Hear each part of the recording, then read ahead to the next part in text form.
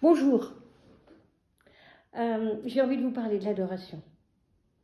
Alors l'adoration, c'est de rester droite, bien droite. Pas contre son dossier de chaise. Les mains, si on peut les mettre comme ça, ou on les met comme ça sur ses genoux. L'adoration, c'est un temps où on est tête à tête avec Jésus. Et alors, il y a une structure, sinon on est perdu. Sinon, 1 heure, c'est long. Alors, c'est pour ça que je propose un plan. Je propose une structure pour que vous essayiez au moins une fois, même quelques minutes avant de vous engager pour 1 heure. Mais c'est très important. C'est un tête-à-tête avec Dieu. Pourquoi? Parce qu'en fait, vous ne pensez pas à ce qu'a dit Madame Michou, ce que pense de votre réaction que vous avez eue au travail, est-ce que c'était bien? Ah oui, vous auriez dû faire des courses. Ah oui, puis demain j'ai ça à faire. Ce temps avec Dieu est un temps unique. Pourquoi? Parce que les gens parlent. Seigneur, je veux ça. Seigneur, est-ce que tu peux faire? Oui, Seigneur. Et puis, je te salue, Marie. Et puis, on fait des prières. Mais est-ce que vous prenez du temps à écouter Jésus? Est-ce que vous prenez du temps à entendre sa voix? Alors, bien sûr, on n'est pas tous des mystiques à entendre la voix de Dieu, à le voir, etc. Non, bien évidemment, non. Non, on est des gens qui vivons dans la simplicité, qui vivons normalement.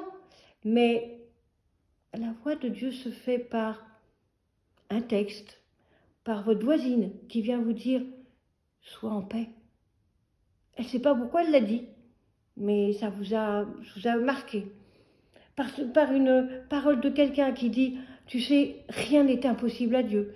Ou par un truc à la télé, où je sais pas quoi, le héros ou un des gens disait mais je suis dans la mélasse, j'en ai marre. Et l'autre dans ce téléfilm me dit « Ah, si tu savais le bonheur de connaître Dieu ».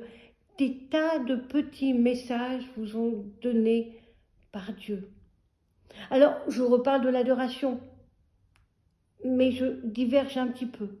Pourquoi? Parce que il y a une dimension. Dieu vous parle, mais on est absorbé. Et c'est vrai qu'on est dans un monde de rapidité, dans un monde de jeux, dans un monde de réseaux sociaux, de petits cœurs, de tout ça. Et donc on a du mal à écouter, à voir tous les cadeaux que Dieu nous fait, des petits messages d'amour, ce petit rayon de soleil, cette pluie sur une feuille qui est super beau, cette eau qui est si paisible. Dieu parle, mais est-ce qu'on prend le temps de l'écouter? Et c'est pour ça que l'adoration est un temps où, évidemment, on a plein de soucis. Seigneur, il faut que tu fasses ça. Allez, moi, j'avais perdu mon téléphone. Donc, Seigneur, il faut que tu me trouves mon téléphone. J'ai perdu mes appareils. Ah, Seigneur, il faut que tu trouves mes appareils. Oui, on a plein de choses. Alors, on a une liste. Moi, je vous conseille d'écrire la liste que vous avez à dire à Dieu. Et une fois qu'on a écrit sa liste, une fois qu'on l'a écrit, qu'est-ce qu'on fait? Eh bien, on dit, Seigneur, j'ai plus rien à dire. Alors, très bien, puisque tu es en silence, tu vas pouvoir m'entendre, dit Jésus. Et m'entendre te dire je t'aime.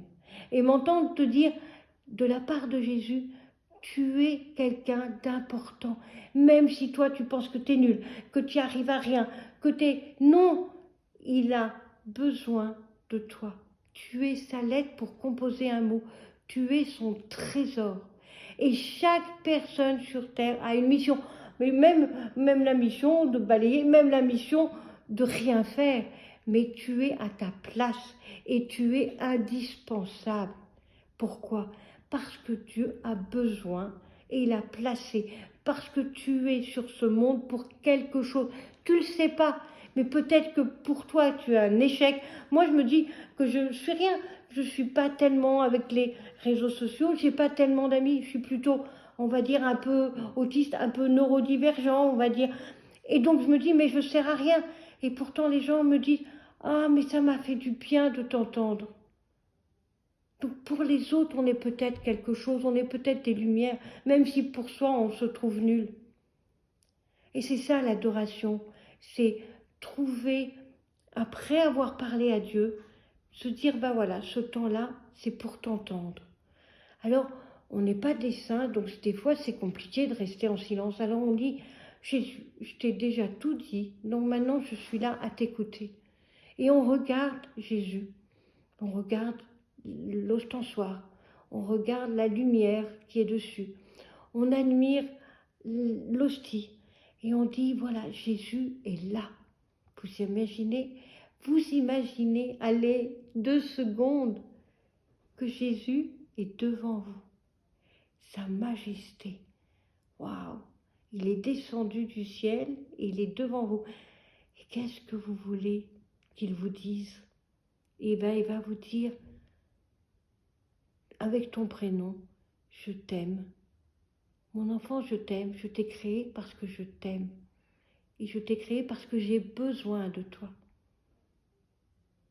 J'ai besoin de tes bras, j'ai besoin de ta bouche, j'ai besoin de tes yeux, j'ai besoin de tout ce qui est ton humanité pour parler de moi aux autres et pour changer ta vie.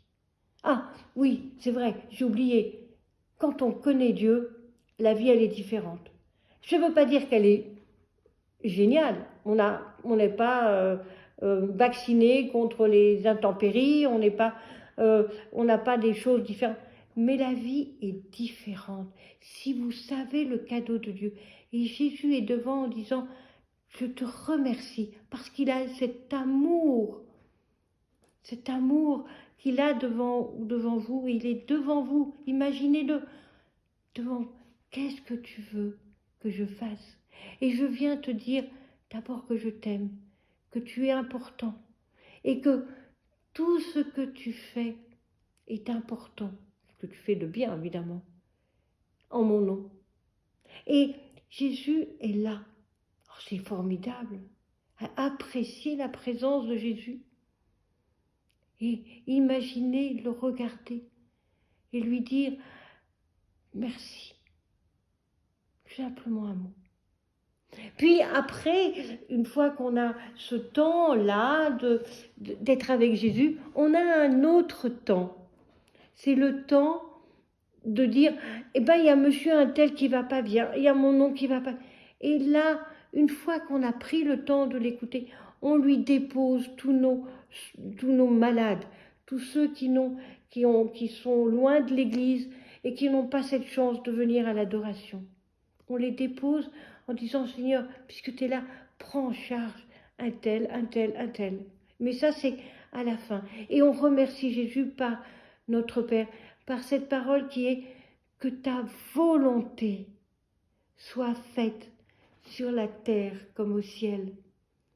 Et c'est ça qui est le plus important, que ta volonté soit faite sur terre comme au ciel. On peut avoir plein de désirs. Oui, c'est vrai, moi j'ai un enfant malade. J'ai bien envie de dire, Seigneur, il est malade. Voilà, et c'est pas simple, c'est une maladie qu'on n'a pas de traitement pour l'instant. Mais je pourrais, voilà, me plaindre et moi je dis, Seigneur, toi, à travers cette maladie, peut-être que tu vas le convertir. À travers cette maladie, il y a peut-être un autre projet. Mais je ne sais pas lequel, mais il y a un autre projet. Alors Seigneur, je te donne tout ça. Je te donne la maladie de mon fils. Je te donne les soucis de mon époux. Et voilà. Et je sais qui va faire avec. Voilà. Et alors, une fois qu'on a fait l'adoration, voilà, je vais vous donner mon expérience. Moi, je ne pouvais pas toucher les gens, voilà, ni les embrasser, voilà, j'avais du mal. Mais à partir du moment où j'ai fait 40 jours d'adoration, ces 40 jours, c'était parce que la dame qui devait me relayer, elle oubliait, panne d'oreiller. On avait dit que moi, je faisais 2 heures, et elle devait faire les 2 heures après. Et il s'est trouvé que moi, je me suis retrouvée devant l'adoration de 1h à 6h. Et je peux vous dire, le lendemain, parce que mon mari était un peu militaire sur les bords, et à 7h30 debout pour gérer la maison, pour partir, etc. Et ben, j'étais pas fatiguée. Et j'ai fait ça parce que cette dame, pendant 40 jours, à peu près, elle avait un problème de réveil. Et après, quand moi j'ai fini parce que je suis partie, on avait un voyage prévu, comme par hasard après elle avait plus cette panne d'oreiller. Mais pendant ces 40 jours elle a eu. Et moi le lendemain j'étais en pleine forme. Donc il y avait une grâce de cette adoration, une grâce alors que moi j'étais devant Jésus à dire ce que je vous ai dit. Et la grâce a fait que au bout des 40 jours, j'étais pas fatiguée. Alors je vous avoue qu'à la moitié, je me suis dit, mais je dors pas, je dors que 2 heures par nuit, mais ça va être terrible. J'ai commencé à paniquer, à me dire, mais voilà, je suis quand même urgentiste, il faut que je fasse gaffe parce que j'ai des gardes et tout. Et donc j'ai dit, Seigneur, voilà, et je ne vais pas y aller cette nuit. Et donc il y a une nuit où je ne suis pas allée. Ils se sont débrouillés, je ne sais pas comment, mais il y a une nuit où je ne suis pas allée. Et le lendemain, j'étais crevée. Mais c'était comme si j'avais toutes les nuits passées où j'avais pas dormi, mais d'une épuisée. J'ouvrais à peine les yeux, puis je me mettais quelque part, je m'endormais. Je me suis dit, mais dans cet état-là, mais je suis... voilà. Et donc je me suis dit, il y a quelque chose qui se passe, je retourne à l'adoration. Et je suis retournée et j'ai fait mes nuits de garde, mes gardes sans problème, sans avoir aucun problème de sommeil, alors que je dormais que 2 heures. Et ça, c'est le miracle de l'adoration. Et il y en a plein d'autres miracles.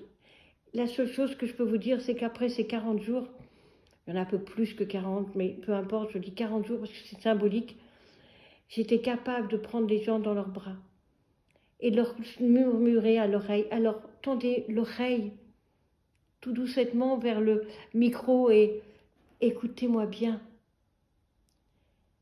Je t'aime, j'ai confiance en toi et j'ai besoin de toi, dit Jésus.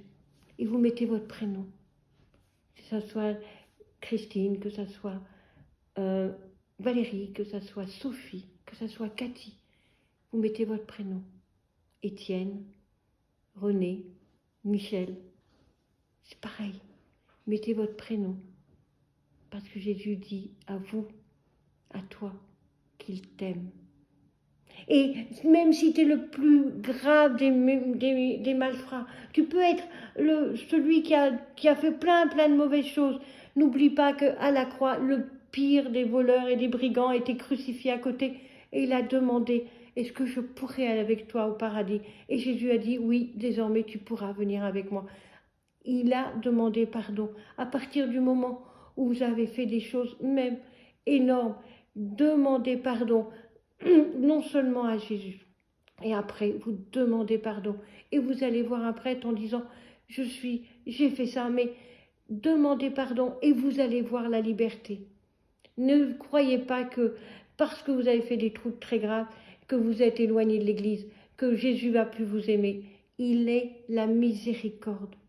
Et il attend que vous venez à l'église, que vous venez voir un prêtre, ou que vous demandez déjà pardon dans votre maison, dans votre appart, dans votre chambre. Seigneur, pardon. Et à partir du moment où vous dites Seigneur, pardon, il y a quelque chose qui va se passer. Et après, comme moi je suis catholique, je dis allez voir un prêtre, même que vous ne connaissez pas. Et vous dites voilà Seigneur, vous ne parlez pas au prêtre, vous parlez à Jésus, vous dites Seigneur, je te demande pardon. Et le prêtre va vous donner le sacrement de confession. Et vous allez voir que ça va vous changer votre vie parce que vous allez retrouver la joie. Voilà, c'était un topo sur l'adoration et la grâce de l'adoration. Et j'espère que vous aimez bien. N'hésitez pas à mettre un pouce et n'hésitez pas à transmettre ça, à le faire diffuser, car c'est très important. Voilà, c'est Talitane for you. Ciao, bye.